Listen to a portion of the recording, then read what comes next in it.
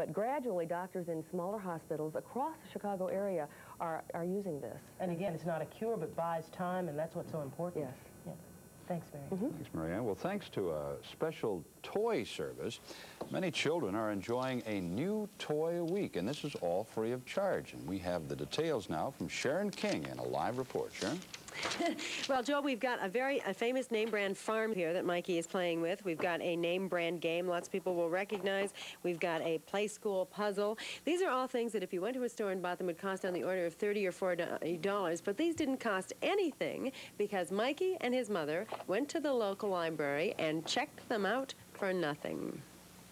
When children go to some local libraries these days, besides picking out books, they can select toys to check out and take home. They got more number blocks too, Mom. They do. Where? Some of the libraries avoid stuffed animals, puppets, and other toys that children might form attachments to.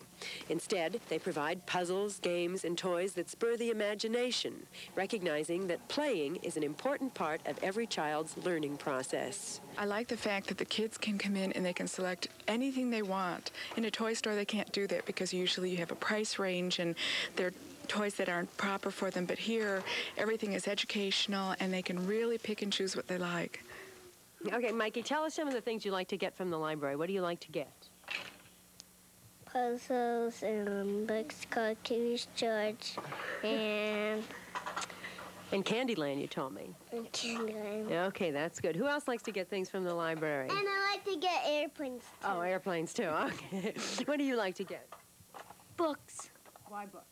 Because they're fun to read. Okay. How about toys? Is it fun to go to the library and pick out toys? Yeah. Okay. But you said that you'd rather read books. Why would you rather get books than toys at the library? Because books have just more things than games do, and sometimes reading can be more fun than games. So we like to have a nice variety. Does it really cost nothing, Paula? Do you really pay nothing but your taxes for the library? Absolutely nothing. We use a regular library card, and we can go in and we can select any toy we want, and they're allowed to keep them for a week at no charge. Good. Do they tend to get different things every time? How do the kids take advantage of this? I can never predict what they're going to get. That's the fun of it. They get to select whatever they want, and I don't have to interfere. There's nothing that's inappropriate for children there. Do you worry at all that other kids have been playing with the toys? No, not at all. Why is it a service that you think is nice and appropriate to have at the library?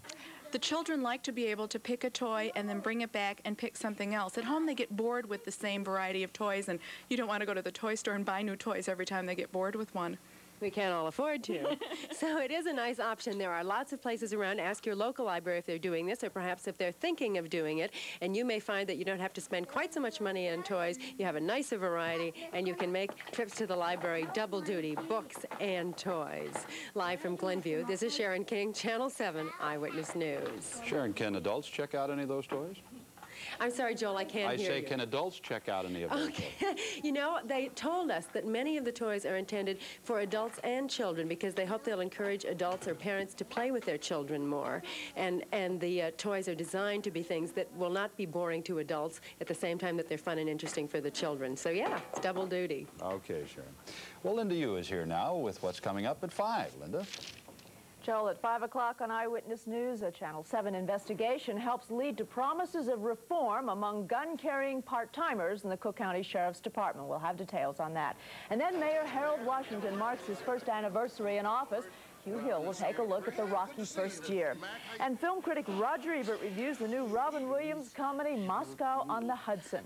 Details on all of those stories and much more on Eyewitness News at 5 o'clock today. Coming up in just a moment, Linda, Jesse Jackson, a look at Jesse Jackson and outspoken Muslim leader Louis Farrakhan. And Vernon Jarrett looks at Chicago today and 1 year ago.